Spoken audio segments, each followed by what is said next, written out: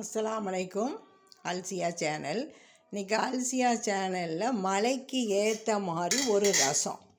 இந்த ரசத்துக்கு 1 ஸ்பூன் ஜீரகம், 2 காஞ்ச வத்தல், 1 ஸ்பூனு மிளகு அதிகமாக போடணும். அதுக்கப்புறம் ஜீரகம் 1 ஸ்பூன் போட்டு வெறும் சட்டியில் நல்லா வறுத்துட்டு இப்படி பொடி பண்ணிக்கிடணும். பொடி பண்ணிவிட்டு கொஞ்சம் சின்ன உள்ளி, கருவேப்பிலை, புதினா இனி தான் வாங்க போகணும். நல்லெண்ணெயில் வைக்க போகிறேன். இங்கே அடிக்கிற ஏர்வாடியில் அடிக்கிற பனிக்கு தேங்காய் எண்ணெயை பாருங்கங்க எப்படி உறைஞ்சிருச்சு. அந்த அளவு பனி அடிக்குது. இந்த பனி நேரம் இருமல் இதெல்லாம் வர்றனால இந்த மிளகு ரசம் ரொம்ப நல்லது. இந்த மிளகு ரசம் ரொம்ப நல்லது. இன்றைக்கி எங்கள் வீட்டில் என்ன சமையல்னா, கோழி இருக்குது பாருங்கள், அதை தனியாக மிளகும் ஜீரகமும் போட்டு அப்படியே நெய்யில் வச்சுட்டேன். 2 பேருக்கு தாங்க சமையல், அதனால தான் கொஞ்சமாட்டு காட்ட வேண்டியதாக இருக்குது. சரியா? அதுக்கப்புறம் பாகற்காய் இருக்குது பாருங்கள், பாகற்காய் பொரியல் மாசி போட்டு வைக்கிறது எல்லாம் காமிச்சிருக்கேன். இன்றைக்கி என்ன பண்ணேன், பாகற்காயை நல்லா எண்ணெயில் போட்டு பொரித்த மாதிரி எடுத்துட்டு நிறைய அந்த எவ்வளோ பாகற்காய், 100 பாகற்காய்னா 100 உள்ளி, தோல் உரித்த உள்ளி 100, ஒரு தக்காளி போட்டு நல்லா வதக்கணுங்க. வதக்கி இறக்கும் போது தேங்காய் பூ போட்டிருக்கேன்.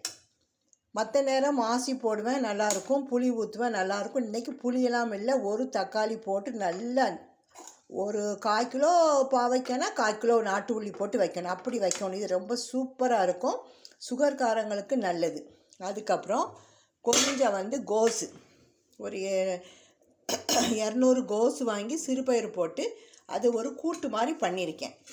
அதுக்கப்புறம் சுட சோறு. இதுதான் இன்றைக்கி டுடே சமையல், அல்சியா சமையல்.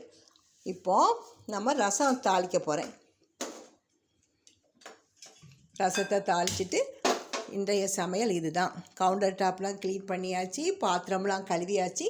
இனி பேப்பரை மட்டும் வச்சு துடைக்கணுங்க. இது பப்பாளி சூப்பர் மார்க்கெட்டில் வாங்கிட்டு வந்தாங்க. இதை இனிமேல் இப்போ கட் பண்ணணும். சரியா? இன்றைக்கி சமையல் இதுதாங்க. நல்ல மழை பெஞ்சு இன்றைக்கி தான் எங்கள் ஊரில் லைட்டாக வெயில் உழுதுங்க. இந்த மழை நேரம் நம்ம வெற்றிலை கஷாயம், ஆடாதோட இலை, அந்த இலை போட்டு கஷாயம் அதுதாங்க நம்ம குடிக்கணும். ரசம் பெரும்பாலும் மிளகு ரசம் வச்சு சாப்பிடுங்க. இது ரொம்ப நல்லது. தொண்டை கரகரப்பு, சளிக்கெல்லாம் நல்லது. நான் சொன்ன மாதிரி பொடி பண்ணி வைங்க, தூக்கலாக இருக்கும். இவ்வளோ கறிக்கும் இந்த ரசத்துக்கும் சூப்பராக இருக்கும்.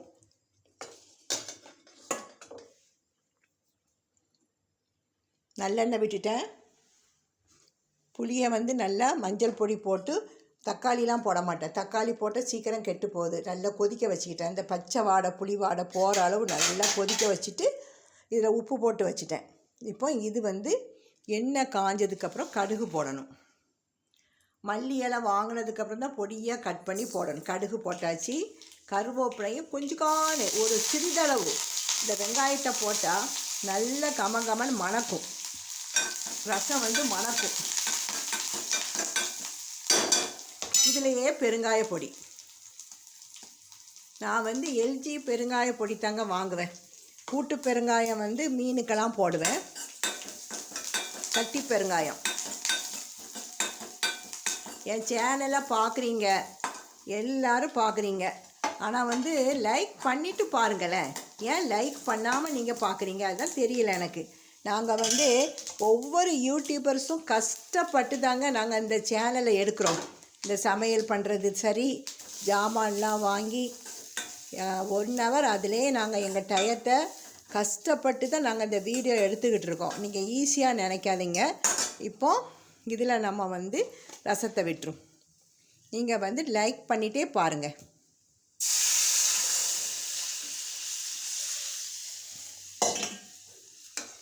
இதுதான் மிளகு ஜீரக ரசம். மற்ற நாள் வைக்கும் போது மிளகு கம்மியாக வைப்பேன். இது 1 ஸ்பூன் மிளகு, 1 ஸ்பூன் ஜீரகம், அதுக்கப்புறம் கொஞ்சோண்டு வெந்தயம் மணத்துக்கு. உப்பு பத்தாது, 2 போட்டுக்கலாம். இந்த கோஸ் கூட்டு எப்படி வைக்கிறது நான் ஏற்கனவே போட்டிருப்பேன். சிறுபயிரை வேக வச்சு நம்ம நல்லா வெந்ததுக்கப்புறம் அந்த சிறுபருப்பில் என்ன செய்யணும், தோல் இல்லாத சிறுபருப்பில் 4 பச்சை மிளகா, ஒரு தக்காளி, மஞ்சள் பொடி, கொஞ்சம் ஜீரக பொடி, ஒரு 5 6 சின்ன உள்ளி போட்டு நல்லா வேக வைக்கணும். அந்த சிறுபருப்பு வெந்ததுக்கப்புறம் நம்ம அந்த கோஸை நறுக்கி போட்டுறணும். போட்டுட்டு கடுகு உளுந்தம்பருப்பு போட்டு தாளிக்கணும். இது ரொம்பவே நல்லது. கோஸ் பால் கறி ஏற்கனவே என் வீடியோவில் வச்சு காட்டியிருக்கேன். இது கோஸ் கூட்டு. சரியா?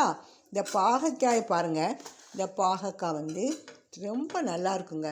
நீங்கள் செய்து பார்த்துட்டு கமெண்ட் பாக்ஸில் எனக்கு சொல்லுங்கள் எப்படி இருந்துச்சின்னு. இதுக்கும் கோழிக்கும் பெப்பர் சிக்கன் சூப்பராக இருக்கும். கொஞ்சம் நெய் விட்டுருக்கேன். அப்படியே நெய்யிலையே ரோஸ்ட் பண்ணணும். கோழி சீக்கிரம் வெந்துடும். இது வந்து நாட்டுக்கோழி இன்றைக்கி வச்சுருக்குது. கொஞ்சம் குழம்பு வச்சுட்டேன் காலையில் இடியப்பத்துக்கு. இது வந்து கொஞ்சம் எடுத்து மிளகு ஜீரகம் போட்டு வச்சுருக்கேன். நாட்டுக்கோழி சளியெல்லாம் வந்து போக்கும். அதனால் நம்ம நாட்டுக்கோழி வந்து வைக்கிறது ரொம்ப நல்லது. இப்போ பப்பாளியை வெட்டணும். பப்பாளியை வெட்டி இதுதான் இன்றைக்கி அல்சியா சேனலில் டுடே சமையலுங்க. நீங்கள் வந்து தயவு செய்து லைக் பண்ணிவிட்டு பாருங்கள். சரியா? ஒவ்வொரு யூடியூபர்ஸும் என்றைக்கு நமக்கு வந்து வாட்ச் அவர் கூடும், சப்ஸ்கிரைப் கூடும் அப்படி தாங்க நினைப்போம். இப்போ எனக்கு சப்ஸ்கிரைப்லாம் கூட்டிகிட்டு வாட்ச் அவர் கூடணும். நீங்கள் தான் எனக்கு எல்லாமே நீங்கள் தாங்க. உங்களுடைய சப்போர்ட்டால் தான் என் சேனல் வந்து இப்போ இன்றைக்கி நல்லா ஓடுது. நிறைய அட்வர்டைஸ்மெண்ட் வந்துட்டு வாட்ச் அவர் மட்டும் கூடணும். எல்லா உதவியால் வாட்ச் அவரும் கூடுனா எனக்கு அது ரொம்ப ஒரு நல்லது. நம்ம அவ்வளோ தூரம் யூடியூப்புக்காக வேண்டி நம்மளை என்ன பண்ணுறோம், காலை நேரத்தை ஒதுக்கி அதிலேயே நம்ம அதுக்குள்ளே ஜாமான்கள்லாம் வாங்கி நம்ம செய்யும் போது நீங்கள் வந்து லைக் பண்ணிவிட்டு பார்த்தா தான் எங்களுக்கும் திரும்ப சமையல் போடுறதுக்கு ஒரு இன்ட்ரெஸ்ட்டு வரும். லைட்டாக பொட்டு வந்தோன்னே இப்போ ரசம் ஊற்றிடும்.